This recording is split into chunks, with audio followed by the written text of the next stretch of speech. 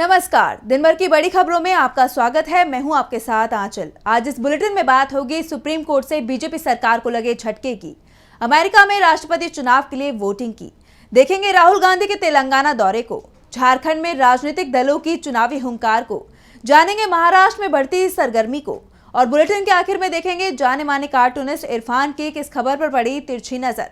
लेकिन दिन भर की तमाम बड़ी खबरों से पहले एक नजर आज की सुर्खियों पर।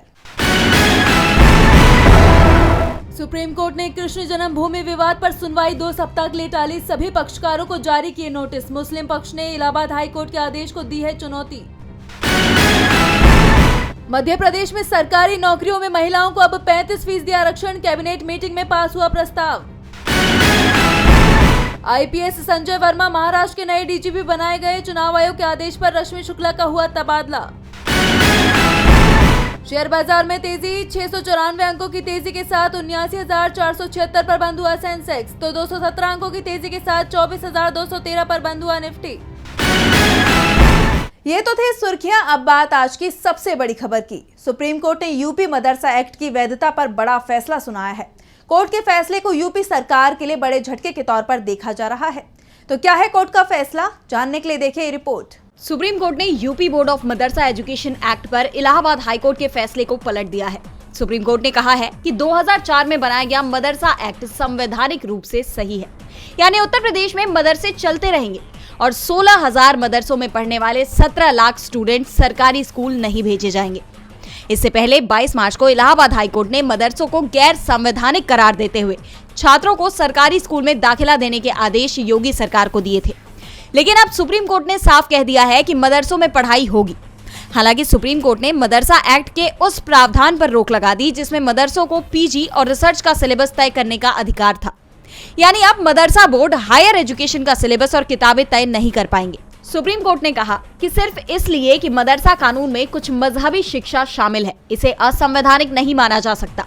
मदरसा कानून राष्ट्रीय शैक्षिक अनुसंधान और प्रशिक्षण परिषद NCERT की किताबों और मजहबी तालीम का उपयोग कर शिक्षा प्रदान करता है। आपको बता दें कि 22 अक्टूबर को इस मामले में सुनवाई पूरी करते हुए सुप्रीम कोर्ट के मुख्य न्यायाधीश जस्टिस DY चंद्रचूड़ की बेंच ने कहा था कि धर्मनिरपेक्षता का मतलब है जियो और जीने दो। अगर कोई छात्र धार्मिक शिक्षा हासिल करना चाहता है तो ये उसका संवैधानिक अधिकार है, हम उसे नहीं रोक सकते। लेकिन धार्मिक शिक्षा के लिए किसी भी छात्र को बाध्य नहीं किया जा सकता। देश में कई सामुदायिक मठ और पाठशालाएं भी चल रही हैं, ऐसे में इन पर भी सवाल उठाए जा सकते हैं। आपको बता दें कि बीजेपी की सरकार मदरसों के खिलाफ बयान देती रही है। खासतौर पर असम के सीएम हिमंता बिस्वा शर्मा तो यहां तक दावा करते रहे हैं कि उन्होंने अपने राज्य में कई मदरसे बंद कराए हैं और उनका इरादा सभी मदरसों को बंद कराने का है। सुप्रीम कोर्ट ने मदरसा एक्ट पर बीजेपी सरकार को करारा झटका दे दिया है, तो वहीं अमेरिका की जनता किसे झटका देने वाली है ये कुछ ही देर में साफ हो जाएगा। अमेरिका में राष्ट्रपति चुनाव के लिए वोटिंग कुछ देर बाद पूरी हो जाएगी और इसके बाद काउंटिंग शुरू होगी। तो किसका दावा दिख रहा है मजबूत, देखिए रिपोर्ट। अमेरिका में 47वें राष्ट्रपति चुनाव के लिए वोटिंग चल रही है। मतदान केंद्रों में कतारें देखी जा रही हैं। राष्ट्रपति पद के लिए रिपब्लिकन पार्टी के डोनाल्ड ट्रंप और डेमोक्रेटिक पार्टी की तरफ से कमला हैरिस के बीच कांटे का मुकाबला है और इसीलिए दोनों ने ही अपने समर्थक मतदाताओं को पोलिंग बूथ तक लाने के लिए पूरी ताकत झोंक दी है। CNN के मुताबिक इस चुनाव में करीब 8 करोड़ 20 लाख यानी 40% वोटर्स पहले ही पोस्टल वोटिंग के जरिए वोट कर चुके हैं। इस बीच अमेरिका में वोटिंग के दिन न्यूयॉर्क टाइम्स का एक पोल सामने आया जिसमें कमला हैरिस 1% वोट ज्यादा पाती नजर आ रही हैं। सर्वे के मुताबिक उन्हें यूएस चुनाव में 49% वोट मिलता दिख रहा है, तो वहीं डोनाल्ड ट्रंप को 48% वोट मिलने का अनुमान है। लेकिन सिर्फ ज्यादा वोट हासिल करके कमला हैरिस राष्ट्रपति नहीं बन पाएंगी, बल्कि राष्ट्रपति को चुनने वाले इलेक्टोरल कॉलेज जिसमें 538 वोट हैं, उसमें बहुमत यानी कि 270 वोट हासिल करने होंगे। इसके लिए ट्रंप और कमला हैरिस दोनों ने स्विंग स्टेट में अपनी पूरी ताकत लगा दी। दरअसल अमेरिका में स्विंग स्टेट उन राज्यों को कहा जाता है जहां चुनाव परिणाम किसी भी दल के पक्ष में जा सकता है। स्विंग स्टेट में Pennsylvania, north Carolina, Georgia, Michigan, Arizona, Wisconsin और निवादा शामिल हैं, जिसमें कुल 93 इलेक्टोरल कॉलेज वोट हैं, जिसमें पेंसिल्वेनिया में 19, नॉर्थ कैरोलिना में 16 और जॉर्जिया में भी 16 इलेक्टोरल कॉलेज वोट हैं, जबकि मिशिगन में 15, एरिजोना में 11 और विस्कॉन्सिन में 10 और निवादा में 6 वोट हैं। अब इस बीच हिंसा की आशंका के चलते व्हाइट हाउस के इर्द गिर्द सुरक्षा के कड़े इंतजाम किए गए हैं। चारों तरफ कई स्तर की बाड़ेबंदी हो रही है। व्हाइट हाउस के बाहर प्लाईवुड पैनल की पूरी दीवार खड़ी की जा रही है। इंतजाम ऐसे हो रहे हैं कि ना तो आसानी से व्हाइट हाउस तक कोई पहुंच सके, यहाँ तक कि कोई उसे देख भी ना सके। वोटिंग समाप्त होने के कुछ देर बाद काउंटिंग भी शुरू हो जाएगी। 6 नवंबर को देर रात तक तस्वीर साफ हो जाने की उम्मीद है। अमेरिकी चुनाव पर पूरी दुनिया की नजरें टिकी हुई हैं, तो राहुल गांधी ने भी सबका ध्यान अपनी तरफ खींच लिया है। कांग्रेस सांसद राहुल गांधी एक के बाद एक दौरे कर रहे हैं। इसी कड़ी में राहुल अपने संसदीय क्षेत्र रायबरेली पहुंचे। उसके बाद राहुल तेलंगाना के लिए रवाना हो गए, जहां उन्होंने जाति जनगणना के लिए रेवंत रेड्डी सरकार की बैठक में हिस्सा लिया। उनके इस दौरे को लेकर चर्चाएं काफी तेज हैं। तो क्या है पूरी खबर, देखिए रिपोर्ट। कांग्रेस सांसद राहुल गांधी लगातार मोदी सरकार की मुश्किलें बढ़ाते नजर आ रही हैं। वो एक के बाद एक दौरे कर रहे हैं, जनता के बीच ज्यादा से ज्यादा पहुंच रहे हैं। इसी कड़ी में अब राहुल तेलंगाना पहुंचे। यहाँ उन्होंने जाति जनगणना से जुड़ी बैठक में हिस्सा लिया। दरअसल रेवंत रेड्डी सरकार प्रदेश में जाति जनगणना करवाने की तैयारी में है, जिसके लिए बैठकों का दौर जारी है। और इस बैठक में राहुल गांधी के शामिल होने से विरोधी दलों की चिंता बढ़ गई है। राहुल गांधी लोकसभा चुनाव से लेकर विधानसभा चुनाव तक लगातार जातीय जनगणना का मुद्दा उठा रही है, जबकि बीजेपी इसके खिलाफ है। लेकिन अब उनकी मांग के आगे मोदी सरकार भी दबाव में नजर आ रही है। संघ ने भी आखिरकार जाति जनगणना को सही ठहराया और कहा कि ये जरूरी है। ऐसे में अब तेलंगाना की बैठक में शामिल होकर राहुल ने मोदी सरकार को बड़ा संदेश दे दिया है। तेलंगाना से पहले राहुल गांधी अपने संसदीय क्षेत्र रायबरेली पहुंचे। लोकसभा चुनाव के बाद राहुल का रायबरेली का ये तीसरा दौरा है। इस दौरान यहाँ उन्होंने कई कार्यक्रमों में हिस्सा लिया। कांग्रेस सांसद ने जिले में 70,900 किलोमीटर की 9 नई सड़कों का लोकार्पण किया। साथ ही फिरोज गांधी डिग्री कॉलेज चौराहे पर बने शहीद चौक का भी उद्घाटन किया। इसके बाद कांग्रेस सांसद बचत भवन में आयोजित दिशा यानी कि जिला अनुश्रवण समिति की बैठक में पहुंचे। डीबी लाइव की रिपोर्ट। राहुल के दाव से बीजेपी मुश्किल में दिख रही है और उसकी ये मुश्किल चुनाव में भी दिखाई दे रही है।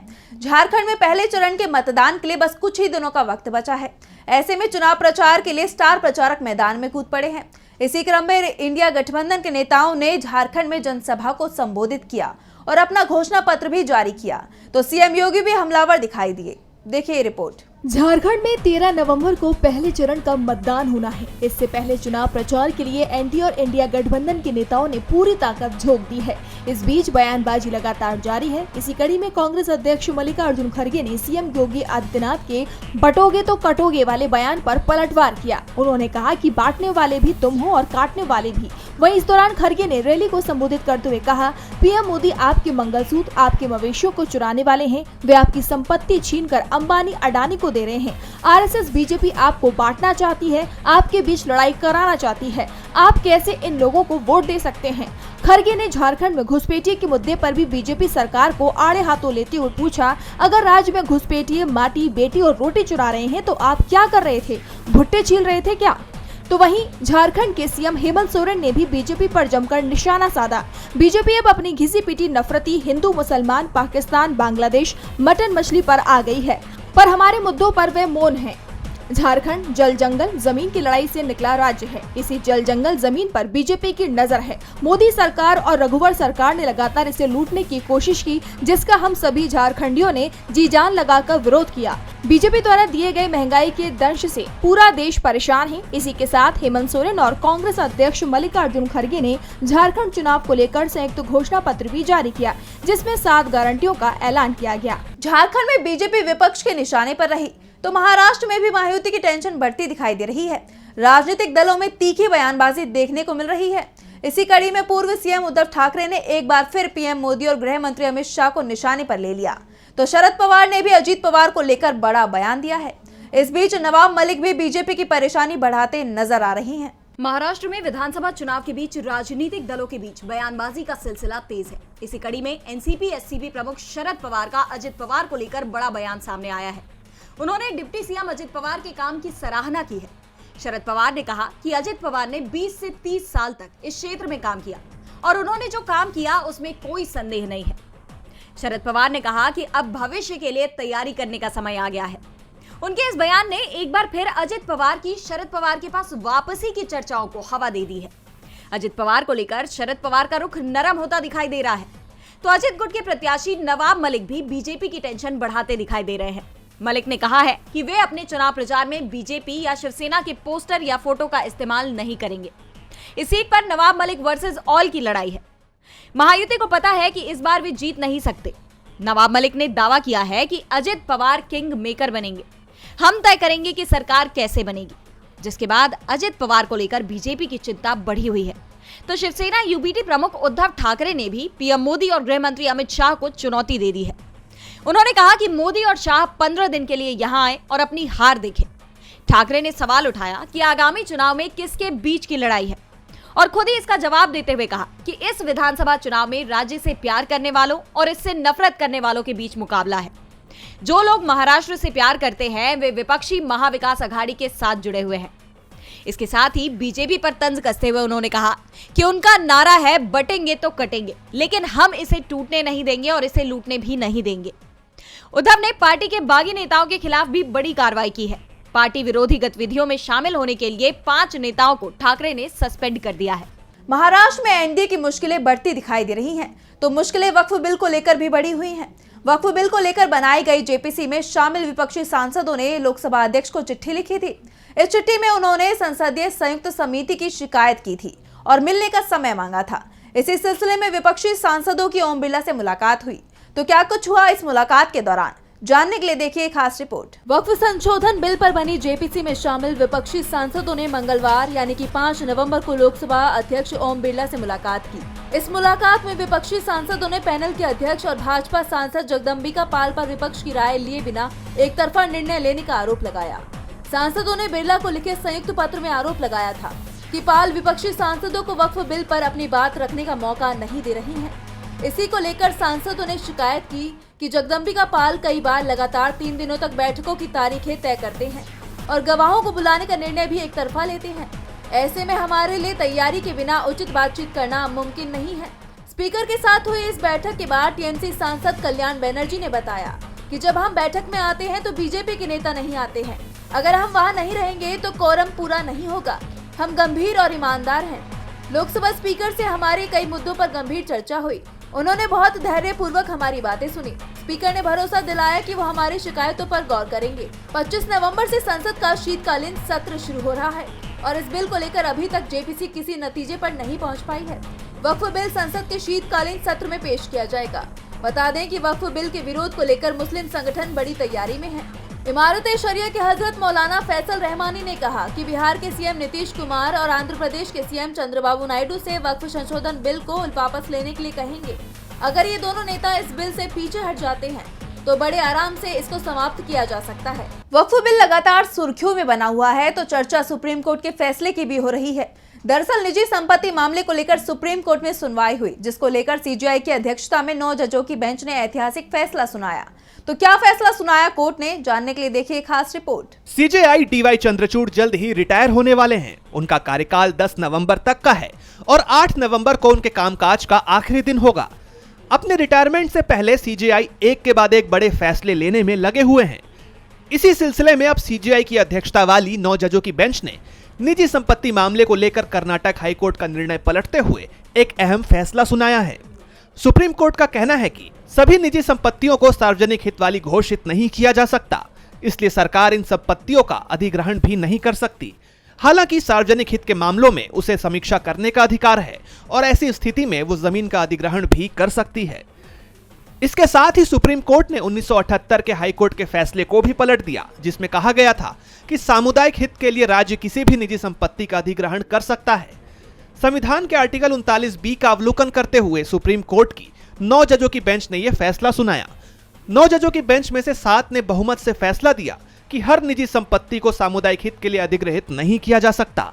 चीफ जस्टिस डीवाई चंद्रचूड़ के अलावा इस बेंच में justice Hrishikesh Roy, justice JB Pardiwala, justice Manoj Mishra, justice Rajesh Bindal, justice SC Sharma और ऑगस्टिन जॉर्ज मसीह की राय थी कि हर संपत्ति का अधिग्रहण नहीं किया जा सकता। वहीं बेंच में शामिल जस्टिस सुधांशु धूलिया और जस्टिस बीवी नागरत्ना की राय अलग थी। और बुलेटिन के आखिर में देखेंगे जाने माने कार्टूनिस्ट इरफान की किस खबर पर पड़ी तिरछी नजर।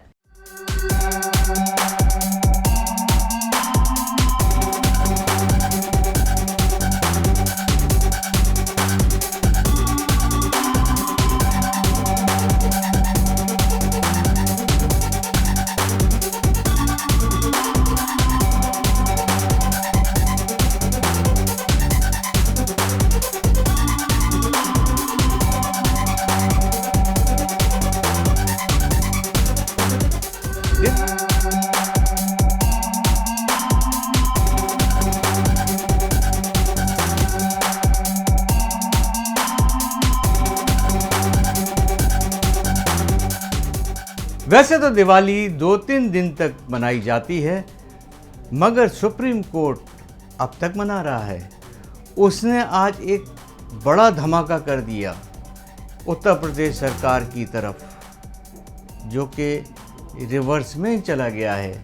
हाल ही में हाई कोर्ट ने मदरसों पर जो मदरसा एक्ट हटाने के लिए अपना फैसला दिया था, उसको सुप्रीम कोर्ट ने बरकरार कर दिया है। मगर फ़िलहाल इसके कई सारे मायने निकाले जा रहे हैं, लेकिन कहा जा सकता है कि प्रदेश के मुस्लिमों के लिए ये एक बड़ी राहत है।